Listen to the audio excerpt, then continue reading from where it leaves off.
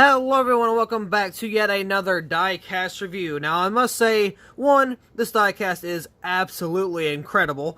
Two, I'm going to spend a lot of money on just two schemes from this specific race. Of course, this was from Phoenix. This is Jimmie Johnson's final ride in the number 48 Ally Chevy Camaro ZL1 1LE for the Cup Series. Good old 7-time champion Jimmie Johnson retired after 2020, and he went to IndyCar for it was like one start or a few starts, I don't really remember, or he's been doing a whole season, I can't really remember for sure. But all I know is that Jimmie Johnson was like, I'm done, I'm flying out of here, I'm not going to deal with racing anymore.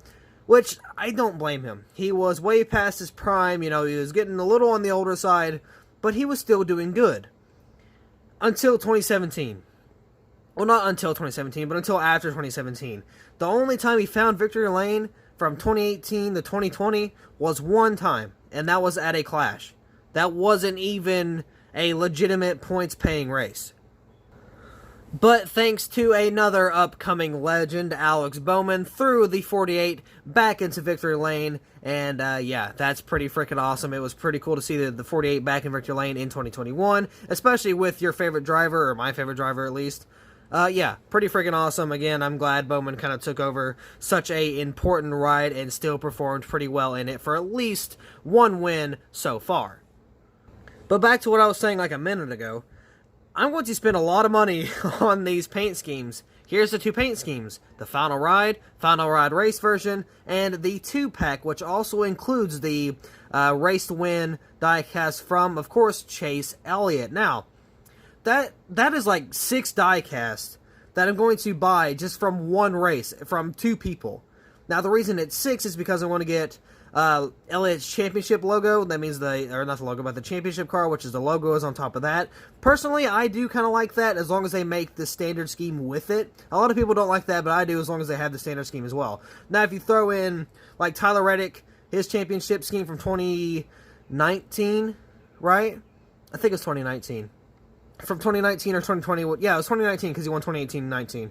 So, for 2019, say they didn't make that paint scheme, and they didn't. They didn't make the race-winning Homestead scheme, and they did the actual, they didn't even do, the actual scheme. They did a championship version, but they didn't do a scheme to go with it with, the number on top. So, yeah, that I don't like, but if they make the actual scheme with the championship logo as well, 2 separate diecast, I'm all for it. But I'll be getting 3 diecast per Johnson and Elliott. Now, again, the Elliott is going to be the championship diecast. 4 technically, because it'll be the standard scheme, the championship diecast, the race win by itself, and then the race win with the pack. So technically that's 7 diecasts I gotta get just from one freaking race. Unless they're not doing the, I don't think they're doing the standard scheme because he won. So maybe it's either 6 or 7. I think it's going to be 6 though, because that's what they normally do. They don't really, Lionel doesn't like making schemes like that. They'll probably just make the race version instead. So, then with the Johnson, I got to get the standard scheme clean, which I've already got right here in front of your face. Then I got to get the race version, and then I got to get the one in the pack. So, that's at least 6 diecasts between 2 freaking drivers for one race. That's a lot of money, and I am not looking forward to doing it, but I got to do it anyway. However, I do apologize for getting off track, but once again, this diecast is so awesome. The silver was amazing, and it is amazing. It's so freaking awesome. Of course, we got the Kyle Busch Skittles Zombie diecast at the same time. We got this in a diecast all. Both had the same silver, and it was absolutely incredible and phenomenal. You can't get better than that right there. That's pretty freaking awesome, honestly. So yeah, let's go ahead and get this diecast out of the box and take a closer look. I hope to God Lionel did not screw this up. I mean, if they did, I guess I have 3 more chances technically, but we will have to see. So here's the diecast out of the box. Now, first things first that I notice, there's a little wobble to it, which, I mean, that sucks, but I mean, hey, it is what it is. So I'm not going to keep all 3 of the diecast for Elliott and for Johnson. I'm probably going to resell, or I'm not going to put it for $25 freaking dollars or anything. But of course, when the dual pack gets released and the standard release and the race version release gets released on both drivers, I'm probably going to keep the standard schemes of both. Probably Elliott won't happen again, for good reason. And I'm probably just going to get rid of the Johnson race version, like the one that was just by itself in a separate box. So, it's not like this one, it's in a box like this. but it's not like, you know, it's not in the dual pack or anything. So I'll probably resell the race version of this diecast that was not in the 2-pack, and I can just, you know, get rid of that and have a little bit more space so I don't, you know, waste a whole lot of money, but I can still have the diecast review on the channel for you guys specifically. So that's honestly probably what I'm going to do. But anyway, let's go ahead and take a look at this beautiful diecast. I'm telling you what, man, this silver is killer, and I love it with every little bit in me. So right here on the hood, we got the Ally paint scheme, if I can do that there. There we go. Got the silver behind that, looks so good. Got the Ally right there once again. Got the Cup Series banner right there on the windshield, because this is a gold series. Got the 48 right there on the roof, Ally right there behind that. It doesn't look like it's messed up too bad. I don't even think it's messed up at all, really. I think the logos still look pretty darn good. So far so good. I hope it stays that way. Johnson, it's a little scuffed, but it's not that bad, so I will let that pass. Got Ally right there on the deck lid. Pretty darn good. No mess up so far. No weird, odd outlines that like everybody absolutely hates. Got the back right here. Oh, there it is. Oh, I knew it was going to be something. We got paint chips right here underneath the Camaro logo. Fantastic. You know, that's awesome. I'm glad to be a part of that. So it looks like we got a little paint chip right there on the spoiler as well. We got a black spoiler. Got the Chevy Camaro bow tie right there between the two L's, which actually looks pretty darn good, not going to lie. Got the camera back there above the A. Got the tail lights, Valvoline, Ally Do It Right. Got the 48 Camaro ZL1 1LE, of course, right there. On the side, we got the A. Oh, we got another paint chip there, too. That's nice. That's a good line. Now, I'm glad you're providing us awesome diecast. So, got the number, I almost said number 9. Oops, got the letter A right there for Ally, of course. Got a very small Ally logo over the wheel well. Got the Valvoline, Ally right there once again. Good old Jimmie Johnson with the black roof rails. Right here on the B post, we got Oxalta Freightliner Simons in Cincinnati. Got Hendrick Motorsports right there, or not Hendrick Motorsports, HendrickCars.com right there. It doesn't look very good, honestly. Why is my thing flashing? Why are you doing that? Stop.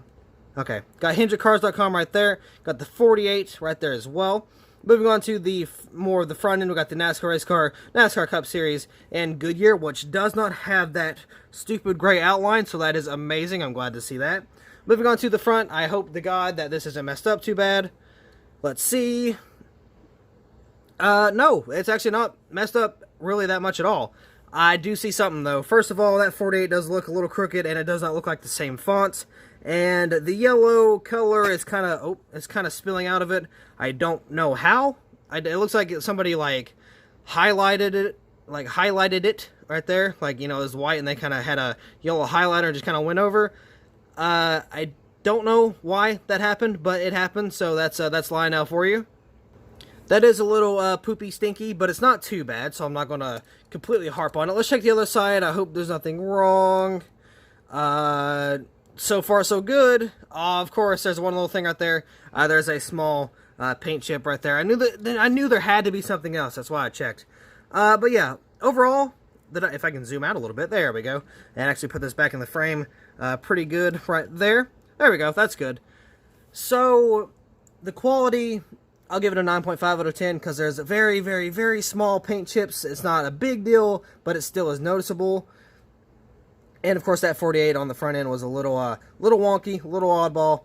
But for the actual like quality itself, it's pretty darn good, especially compared to what Lionel normally gives us. Think about it. We didn't have the outline, that stupid gray outline around the silver for like any type of logos or anything. So that's awesome. They did that right for once. Again, very small paint chips. The banners weren't terrible. They wasn't like all like wonky like they normally are with the printing. So I'm going to give this a 9 out of 10, or 9.5 out of 10. The actual paint scheme, easily a 15 out of 10. That's freaking amazing. The paint scheme is awesome. Of course, we got that Passing the Torch set coming very soon. At least I hope so. But that might be a few months out. But still, hopefully we get that dual set in. That's going to be very freaking awesome. That's going to be worth a lot of money later on down the road. Do I plan on selling it? Absolutely not. Especially right now, I don't plan on selling it. That's definitely something for the collection. That is you guys know I'm a history guy. I love history for NASCAR. So something like that is definitely going to stay in my collection. And if it's not forever, it's going to be for a pretty darn long time. So don't expect that to go anywhere anytime soon. But with that being said, I'm going to go somewhere. I'm going to record 2 more videos and then head on in and edit. So thank you all so much for watching. I hope you all enjoyed. And I'll see you in the next video.